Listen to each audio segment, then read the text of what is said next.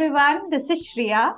And this is Sukanya. And we are back with yet another episode of Intersectional Feminism Desi Style Season 3, brought to you by Feminism in India. All of us like to laugh, don't we? Shriya and I definitely love to laugh, and humor keeps us going and adds that layer of lightness to our lives. When we look at comedy as a genre, though, there are various forms of it.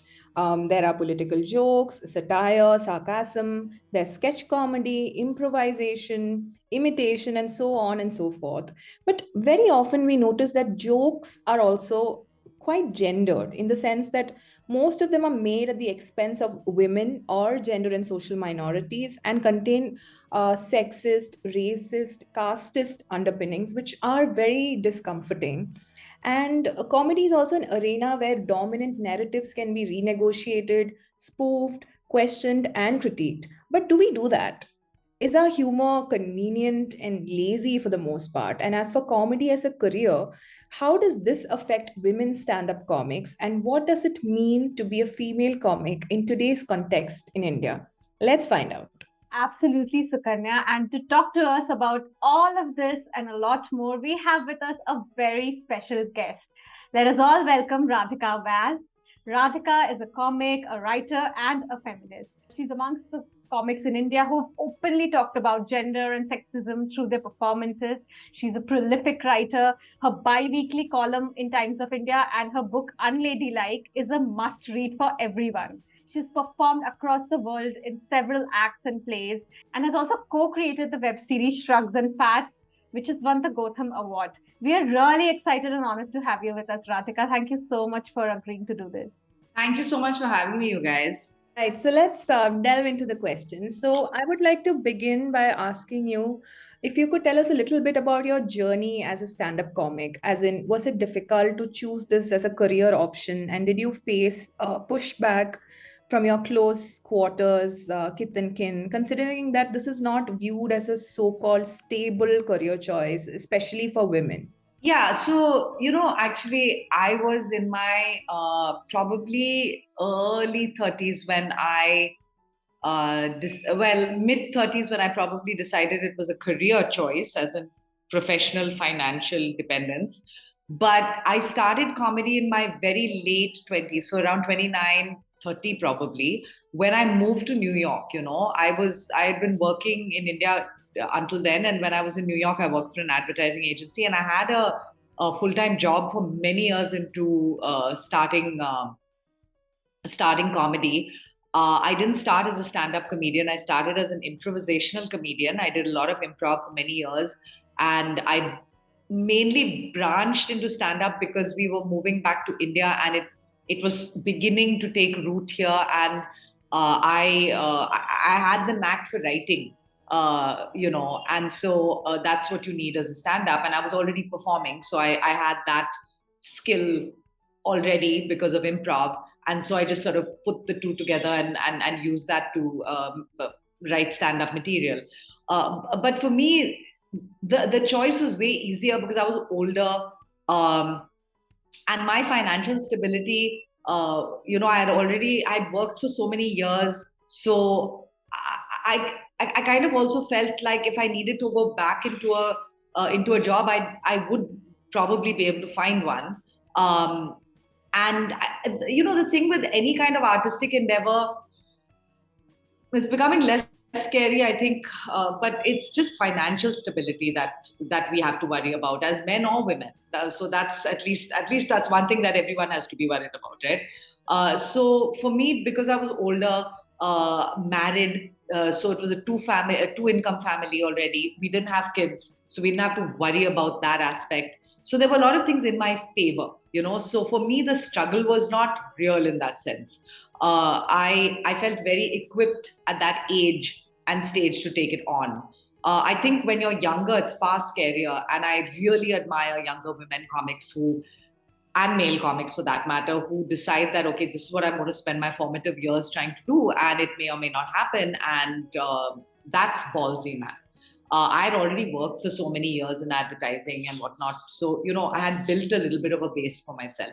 As for being female and getting pushback, again, I come from, I wouldn't necessarily say a feminist family, but I do come from an unconventional family. And so there was certainly no pushback from my parents. And like I said, I was older, so I'm not going to be worried about my parents' point of view.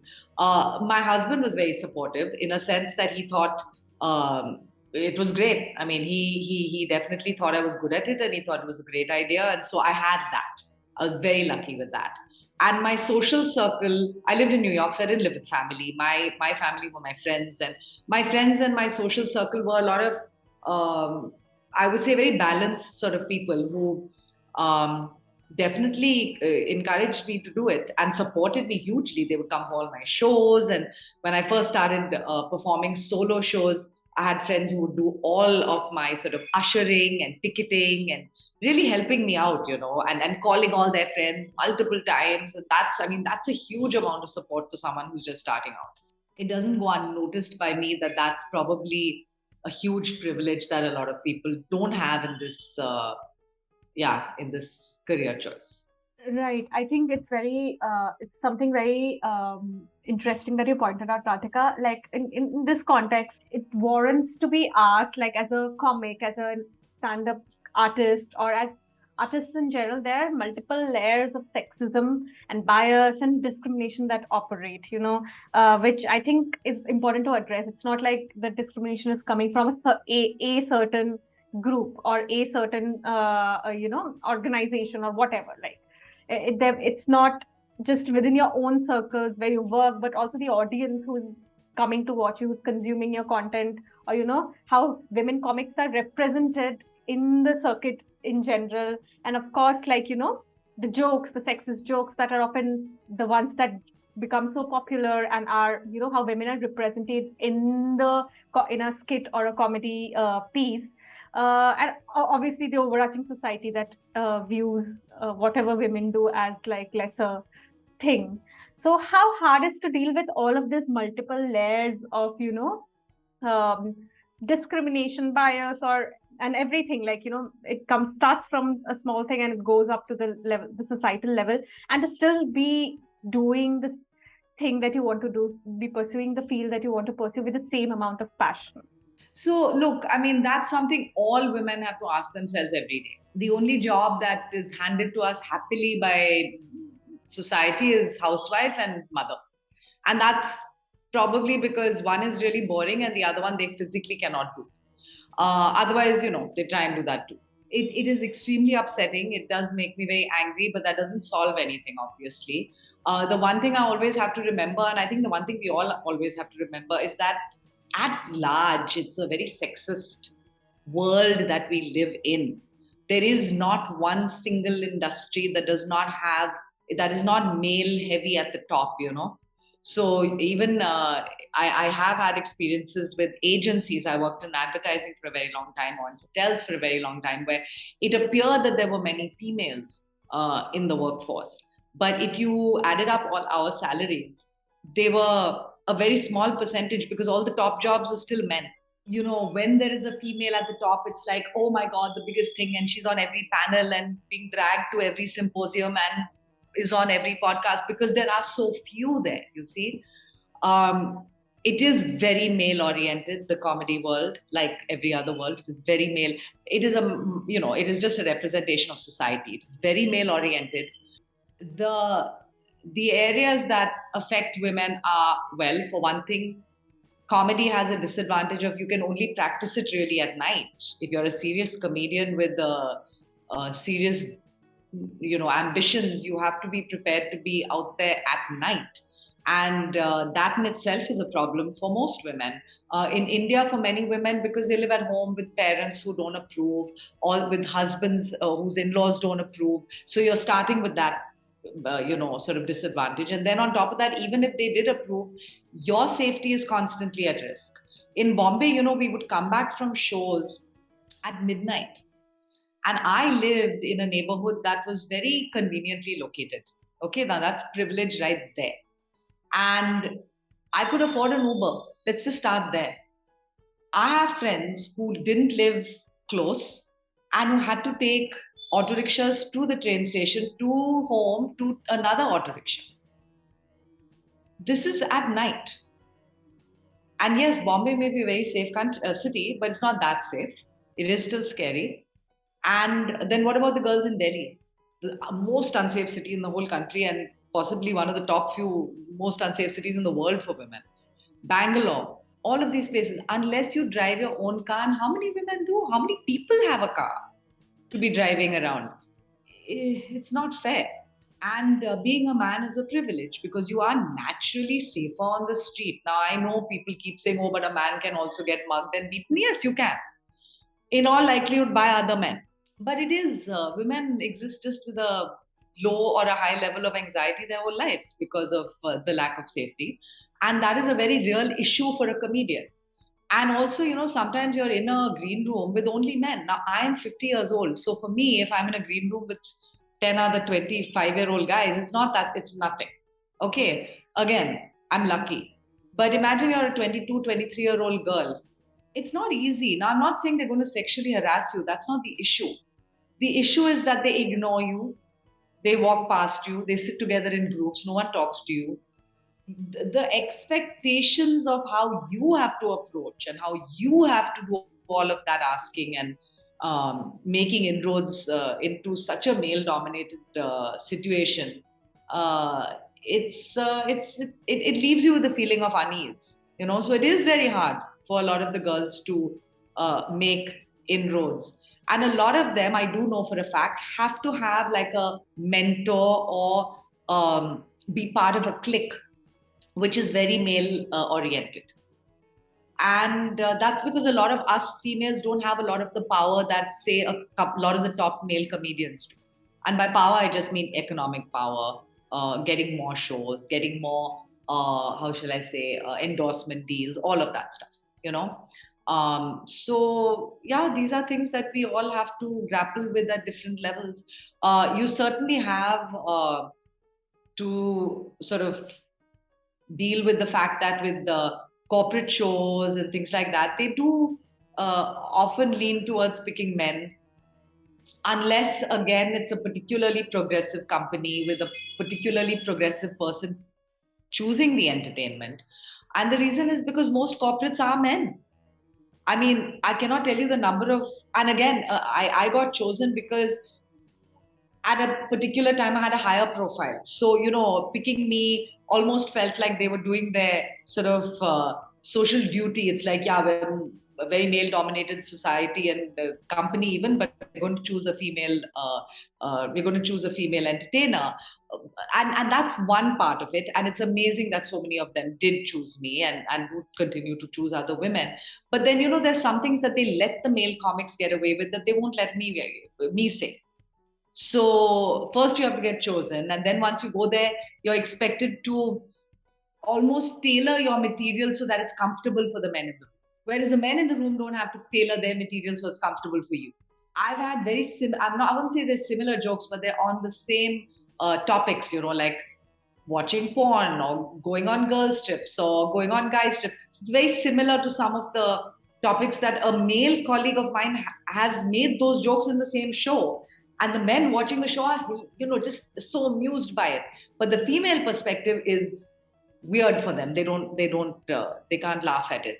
There's something about it that bothers them inherently as men. And that's something they're raised with. So then, you're sort of like, okay, I was the one who didn't make any of them laugh. Yeah, there are 90 guys in there. They can't open up to the female perspective. What you going to do? So these are all the layers that we have to deal with in comedy. Right, Radhika. Speaking about the female experience and how it's generally perceived, and considering that most of the shows that you perform at are also organized, managed, decisive positions are held by men. Most of the audience is men. So this comedy is also a space where ideas of patriarchy and ideas of women and sexuality and the body and so on and so forth are also renegotiated, sometimes subverted, questioned, critiqued, etc. So as a woman, has it ever worked against you, this experience of just men or just a male, a very male male heavy industry refusing to open up to the female perspective, has that ever affected you in terms of work, in the sense that, while getting gigs, say as compared to male counterparts who would get more loves and naturally as an outcome get more shows and more money, etc.? So have you ever been asked to change your content, tone down your content, and has it affected your income as well as ability to get shows and gigs as a female comic? Look, I'm sure it has. I'm absolutely sure that it has.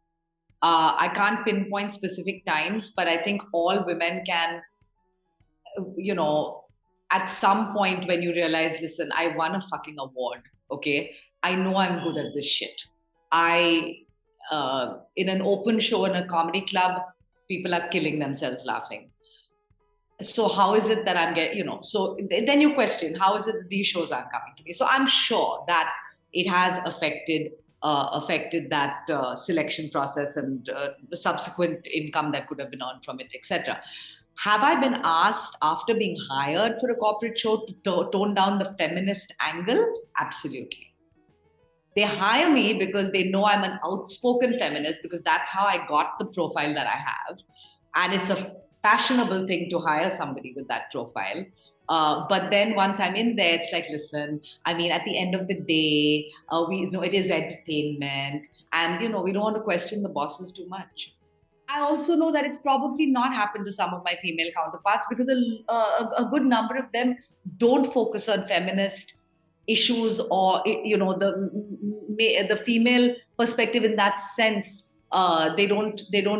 That's not their comedy. That's not where it comes from. And that's fair. I don't think some of them are purposefully not talking about that stuff. I think it just isn't their thing. And in many cases, they may not even be feminists.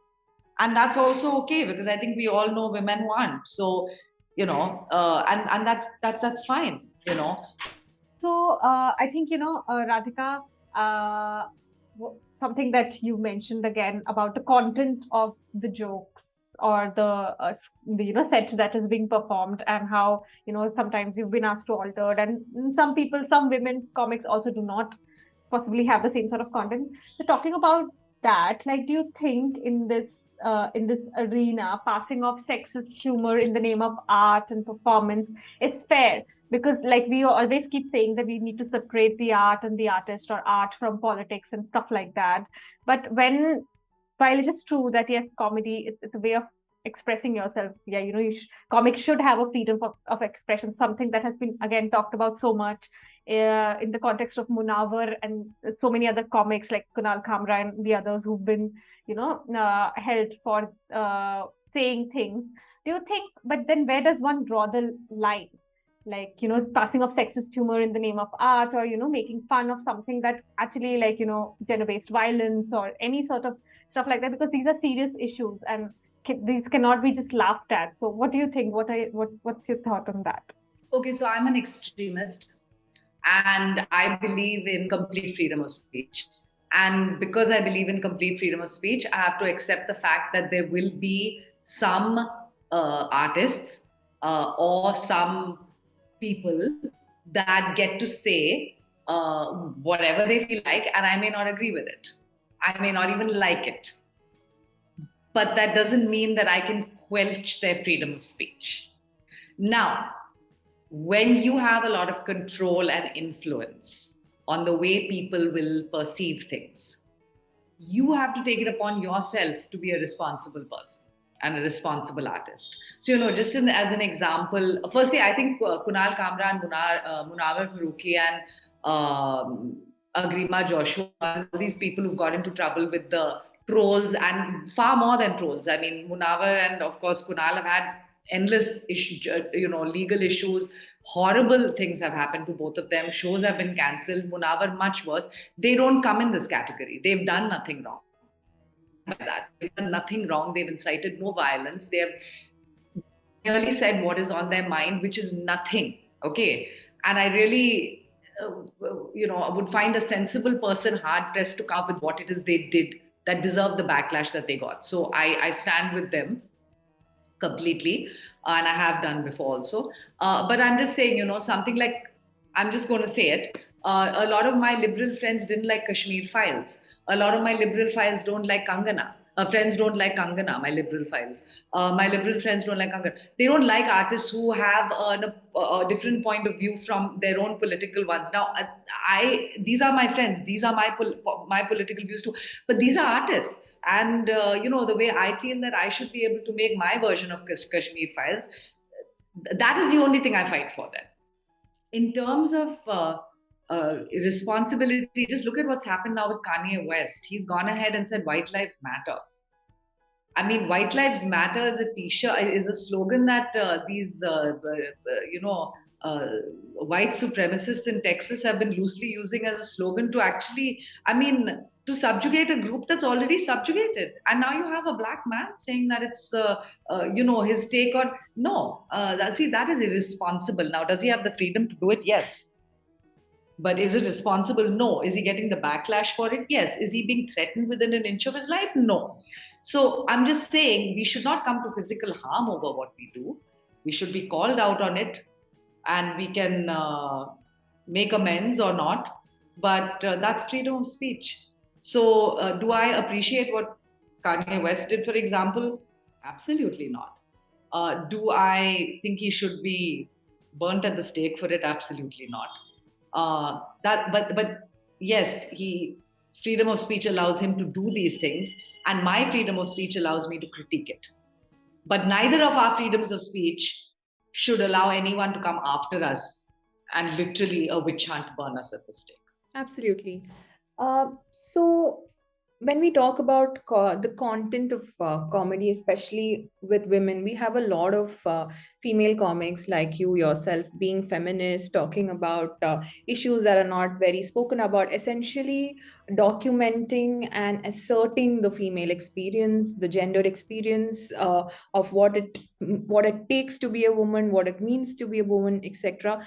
And given our larger majority, popular sensibilities of consuming humor, a lot of sexist jokes and a lot of problematic stuff just passes off as humor. You see it in big movies that gross at the box office. You see celebrities laughing about it. All of that happens. And within that context, you choose to bring out a feminist point of view. And do you feel that filters out a large section of your audience? Do you feel that you lose out on a lot of audiences because you're speaking about a perspective that's not generally appreciated, or that's questioning the dominant narrative of what humor is or how women are perceived, etc.? And how does that make you feel? Like, does it make you like, what do you feel? Okay, so look, now we're in a different zone though, right? Like we're talking about choice, people's personal choice, and what they like, what they find funny. Look, if you go online and you look at people's online followings, okay, and you look at the kind of memes and quotations that the people with hundreds of thousands of followers, they're lifting and stealing like nobody's business. Forget about the fact that it's sexist and racist and homophobic. Forget that part. Even the people who are neither of those things are plagiarizing. Okay. But the online audiences don't know because they're not very sophisticated. They're not coming to the clubs. They're not really following comedians for what it's worth. A lot of the comedy fans are celebrity fans. So if you're a big comic with a big name, you're like a celebrity level. Yes, they follow those guys or those women. And that's not the same thing. So, there's so many artists, even movie makers and things like that, who have these very, very niche audiences because of the kind of things that they're making movies about. And every now and then, you'll have a Brokeback Mountain, which is a very, very it's about two homosexual men who have a love affair, and it's made in with the gaze of a gay person. It's not made for a straight audience as such. And yet it did so well because it had the backing of two of the biggest stars in Hollywood at the time. So I don't want these people to stop making the high quality work that I consider high quality, but but then now someone else considers that low quality. They like loud, and who am I to say that's loud and this is lovely and that's something else and this is all personal taste. Now, does it piss me off that some rubbish person with horrible jokes, sexist, casteist, and where they're making fun of someone's accent, like that's funny? I feel like vomiting, but that is unfortunately what people find funny. And that's because, we're not very sophisticated. And that's the bulk of people. I worked I've performed in the US, I've performed in the UK, I've gone to comedy shows in these countries, which are supposed to be the harbingers of like the comedy world. And even there, maybe to a lesser extent, but to an extent, there is a lot of stereotyping and a lot of embarrassing, stupid humor. Now, I don't have to go follow any of those comics and I don't have to watch them, but they're out there and they have a lot more followers than I ever will. So, who is to say who is better and who is not? But, I now have started meditating regularly so that I don't concern myself too much with what they are doing and continue to try and make stuff for people like you guys who will appreciate it. And I think that's the only way to go through life as a creator of things that are not necessarily mainstream, is you have to keep your eye on the people who like your work and who are there for you, and give them more of what you have instead of. And I went through this. I went through a very bad phase of thinking, fuck it, man, if nobody wants to see what I'm doing anyway, then why should I do it? But that is the worst attitude possible for any artist, and I realize that now. And so I am back to being like, hey man, I'd rather create something good for 5 people who love it rather than just not create at all, because that's my option, unfortunately. I think this is so important, and I feel I speak for myself and Sukanya both. Like we feel when you say that creating content for those who will actually appreciate it, we feel that because that's exactly also something we are doing. Most of the people are like, oh, what the hell are you talking about? Why are you talking about feminism? Oh, even don't talk about stuff like marital rape and abortion and stuff like that, because it's like the amount of trolling, I think it's just next level. I'm sure that you've also received the same. And I think at the end you just have to resolve that I'm going to do this no matter what happens. This is what I'll do. I think, and like I feel like looking at you engaging with your content and people like you, I think gives us that sort of that on days when we are like, what the hell is happening? You just want to go out and see this, and you feel that okay, no, there are people like us who are also trying to do the minimum that they can with whatever they're doing. So thank you so much for that, Radhika. No, and thank you so much, because it's not like I always feel that a lot of my inspiration comes from just watching people have the same struggles that I do, but are struggling on, I think it's a very important thing that you said. Like just carrying forward from here, like something that I think is warrants asking and talking about is the whole boys club thing that is there. That's there in almost all the professions, but like the Me Too movement had a significant impact in the comedy circuit in India, especially. Do you think would definitely like to know your thoughts about the movement, but also about, do you think there's been a significant change in the way that things function in the comedy scene in India post the Me Too movement? What are your thoughts? And do you think there's been a change?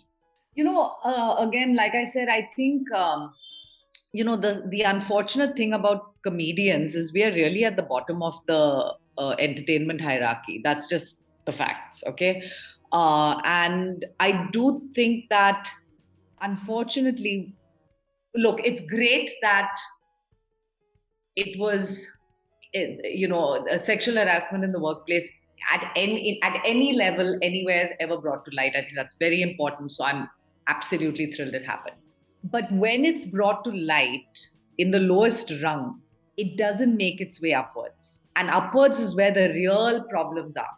Okay, I think everybody knows that there are huge movie stars, male, huge directors, huge producers who are harassing women daily. Now, they may not be harassing Deepika Padukone, but they're harassing everybody else, right? And by keeping that Me Too movement very much at a certain level, and having this witch hunt and showing you a few people that, okay, we've got this guy, we've got this guy, and we've got this guy, you're not going to make that much of an impact, because the truth of the matter is that there are so many more. And it did feel a little bit like, okay, this is my opinion, it did feel like it fizzled out fast. That's the thing that bothered me. There are way too many that are still getting away with it. Right. And it almost feels like, oh, we had the Me Too movement and now it's done, So I think it's all, what happened was good. It brought things to light. And I think it's made, what I think it has made? I don't think it's changed anything amongst the men. But it might have made a lot of the women far more aware of their rights and what's okay and what's not okay behavior. Because I think a lot of the time, sometimes we think, okay, man, this is just the way it is, But I think there are a lot of women now thinking, okay, you know what, that was weird, and I'm not going to put myself in that position again, or I am going to call attention to it. Right. With respect to generally looking at the composition of the gender composition of comics and performers in the country, we also see that there's a major lack of queer comics. There's a major lack of women from different sort of intersectionalities, etc. So, of course, this is a systemic issue. And what do you feel are the systemic things that could come in place in comedy, especially with respect to stand-up comedy as an industry, as a workplace? What do you think are some practices that could be put in place to ensure fairness and sort of equity and a sense of security, especially to people who come from marginalized identities? Look, first of all, English comedy is the realm of a very small group of people anyway. I mean, even our audiences are tiny. So I have friends who do comedy in Tamil and Hindi who have like massive followings. I mean, just that in itself opens up your world completely, right? So a couple of things. One is, any comedian, whether they are whatever language they may be operating in, like I said, there's a certain amount of financial flexibility that person has. Now, whether it's family money, or your husband's given it to you, your wife's given it to you, or your double income family, or you have a pretty good job that allows you the spare time to go and sort of like pursue your passion. So that's already one thing that you have to have, okay? And not many people from a marginalized community are not going to have that. They're not going to have that. And they're also then not going to have this. So it's a socio-economic systemic issue, right? So it's the economics is one part, the society that you come from, the family that you come from, etc., etc. They're going to let you go out there and say what you want. With a lot of gay comics, for example, or trans comics, for example, just performers and writers in general, they're not out to their families even. So how are they going to come and tell their truth on stage? So there are some of these issues that have nothing to do with comedy. It's to do with the system that we live in, right? Like you said, systemic. It's to do with society. So that's number one, the socio-economic aspect of it. Are most marginalized groups extremely underrepresented? Yes. Within the English-speaking world, 100%. I mean, how many of us went to schools where English was the first language? But at some level, I almost feel like being an only English-speaking kind of comedian is a huge disadvantage in a country like India, because it's like living in France and being an English-speaking comedian. Who cares about you? In intersectional feminism, for example, we do, at least for me, I read as what I can and follow as many as I can on it. But you do, talk to, when you bring in casteism into, that sort of intersectionality. Or in the West, they brought in, women of color, hijabi women, even within Muslim, So there are a lot of these cross sections and layers that you start to dig into. Where are the hijabi comics, for example? And where are women from every caste? What is that experience going to look like? But now, how can women from every caste be there when the nature of the bloody job is already so exclusionary to women of privilege, let alone, you know what I'm saying? Yes, we are highly underrepresented. And again, it's not just comedy, it's everywhere. With all of that in mind, Radhika, like one thing that I would like to ask before we conclude is that what is your sort of message to the younger generation, probably, now who are now, you said you've performed with them, you see them, who are slowly coming into the scene, but also are intimidated by so many layers of not just sexism, but, be it any sort of phobia, any sort of like casteism, and so much operating out there. It's easy to get intimidated and be like, okay, do I want to do this? Yes, I want to do this, but am I ready to face this? So, what is that one message that you would, like to give these women or people from, gender minorities or marginalized identities who want to take up comedy as a profession and, like, represent their themselves and the people they represent, bring their sort of word out there? What is the message that you would? It's just what I've seen. It's not even my message. It's just what I've seen is that we need your voice. So there'll be times when you think we don't need to hear from you. And that is just not true, because there are so many people who need to see you, your specific, who you are, like Lizzo. She said a very cool thing. You know what I'm talking about, right? The musician. She said a very cool thing when she received her Emmy. She said that, and I'm just paraphrasing here, but she said something to the effect of, when she was a little girl, she wanted to see a woman who looked like her. She wanted to see a woman who was black, who was fat. Okay, and she said it. And she said, and the thing that I didn't realize was that woman was probably going to have to be me, was going to have to be Lizzo. And it just made me realize that, when I'm losing hope, for example, which happens all the time, I have to remind myself of that unique thing. I'm 50, and I know that there are a lot of people who are going to be like, oh my God, we don't need an auntie to be on the fucking lineup or whatever. And that's true, they don't. But I need to be there, because there are 50-year-old women and 60-year-old women who need to see me. And there are younger women who need to see that at 50, you can keep doing this, or you can just come into it at that age. And it's okay to look the way I look, which is not particularly like feminine, although I did dress up for you guys, and now it's completely useless because you're not going to use the video. You look lovely. I was joking. But I did make a big effort for you. And so I hope you know that. No, I'm just kidding. It's not about that, but it is about the fact that, we all have our thing. And it is just important for all types to be on there. So if you're feeling like, I know I'm talented, I know I've got this, I know I'm funny, but this is such a struggle, take a rest, always just do things at your pace. I think that's the message. Do everything at your pace. Make sure you are comfortable and taken care of. Just don't stop doing it. That's all. So if your pace is one video every 3 months on YouTube and 3 tweets a week, and maybe you do a live show once a month, that's your pace, man. And it's okay. There'll be something that you're going to say at some point, or you're going to learn as you go at your pace, and you're not going to burn out. And then you're going to get to that age or that stage in your life where you've been accumulating this at your pace. And now you suddenly get that opportunity, or you make that opportunity, and you may just blow up majorly because you never stopped working at it. And I think that for me was something I really had to remind myself at, because when I started doing comedy, I worked at my pace.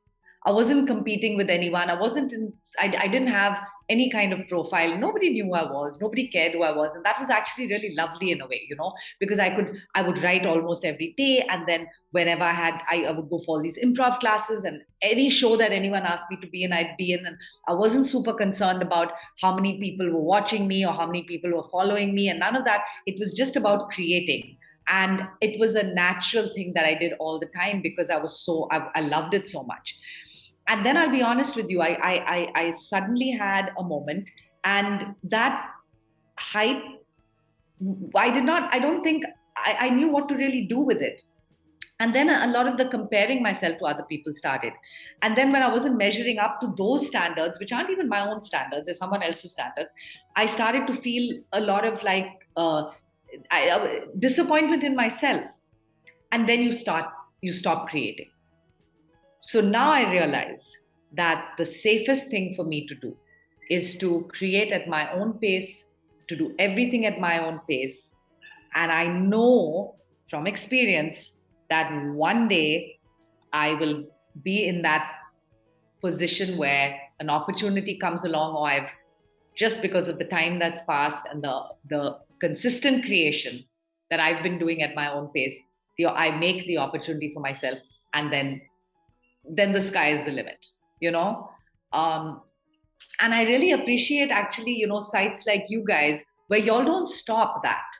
And I'm sure that it's very hard because you deserve more of a following compared to, frankly, some very sort of like mainstreamy, and just some of the stuff that I see on some of these sites that call themselves feminist are sometimes unbelievable to me. And then but they still but they're doing that because they know the algorithm and they know how to appeal.